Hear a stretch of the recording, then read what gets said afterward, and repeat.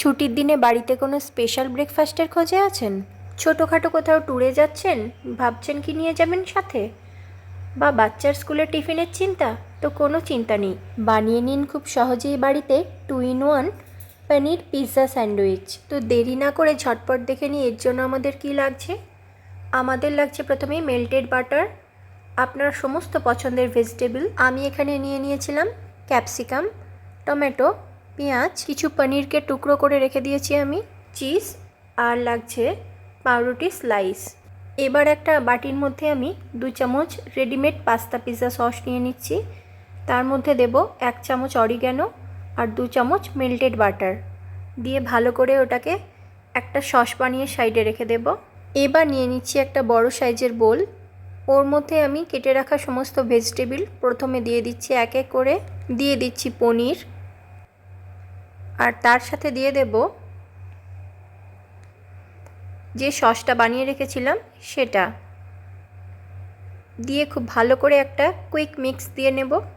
যদি আপনাদের এখানে চিলি ফ্লেক্স অ্যাড করতে ইচ্ছা হয় তাহলে অবশ্যই করতে পারেন। আমার যেহেতু বেবি খাবে সেজন্য আমি এটা স্কিপ করে গেছি। এবার একটা প্লেট নিয়ে নিচ্ছি, তার মধ্যে আমি পাউরুটিগুলো এক এক করে সাজিয়ে দেব।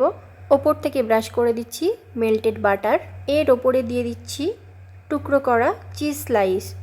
আমার কাছে যেহেতু চিজ স্লাইস ছিল তো আমি এটাকেই দিলাম। আপনাদের কাছে কিউব থাকলে সেটা একটু গ্রেট করে দিতে পারেন। এক এক করে সবগুলোর ওপরেই আমি দিয়ে দেব। এর ওপরে দিয়ে দিতে হবে ভেজিটেবল আর সস দিয়ে যেটা আমি বানিয়ে রেখেছিলাম সেই মিক্সচারটা। খুব ভালো করে প্রত্যেকটা ব্রেডের ওপরই দিয়ে আমি এটাকে স্প্রেড করে দেব। আমার কাছে যেহেতু স্যান্ডউইচ ব্রেড ছিল না সেই জন্য আমি রেগুলার ব্রেডই ইউজ করেছি। খুব ভালো করে ভেজিটেবলটা আমি কভার করে নিচ্ছি। এবার এর ওপর থেকে দিয়ে দেব আমি আরও কিছুটা চিজ স্লাইস। এবার আর কিছুই নয়, আরেকটা ব্রেড নিয়ে এর ওপর থেকে আমি জাস্ট ঢাকা দিয়ে দেব।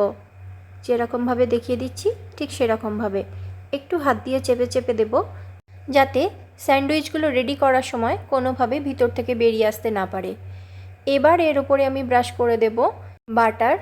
একটা তাওয়া গরম করে নিচ্ছি, তার ওপরেও আমি কিছুটা বাটার ব্রাশ করে দিচ্ছি। এবার একে একে সমস্ত স্যান্ডউইচগুলোকে আমি তাওয়ার ওপরে দিয়ে দেব। খুব সাবধানে করে নিতে হবে, তাড়াহুড়ো করলে কিন্তু ভিতর থেকে পুরটা বেরিয়ে যাওয়ার একটা সম্ভাবনা থাকবে। এবার এটাকে আমি ঢাকনা দিয়ে বোথ সাইড 4 মিনিটের জন্য, টোটাল 8 মিনিটের জন্য সেঁকে নেব, যতক্ষণ না গোল্ডেন ব্রাউন একটা কালার চলে আসে আর ভিতরের চিজটাও আমাদের মেল্ট হয়ে যায়। আমাদের স্যান্ডউইচ একদম রেডি। এতক্ষণে নিশ্চয়ই বুঝতে পেরে গেছেন এটাকে আমি পিৎজা স্টাইলে বানিয়েছি। স্যান্ডউইচ তো হলোই, তার সঙ্গে পিৎজার স্বাদও পাওয়া গেল। বাচ্চারা তো বটেই, বড়রাও খুব মজা করে এটা এনজয় করতে পারবে। আশা করব কিভাবে আমি এটা বানিয়েছি আপনারা স্টেপ বাই স্টেপ ফলো করে একদম আমার মতো বানিয়ে নিতে পারবেন।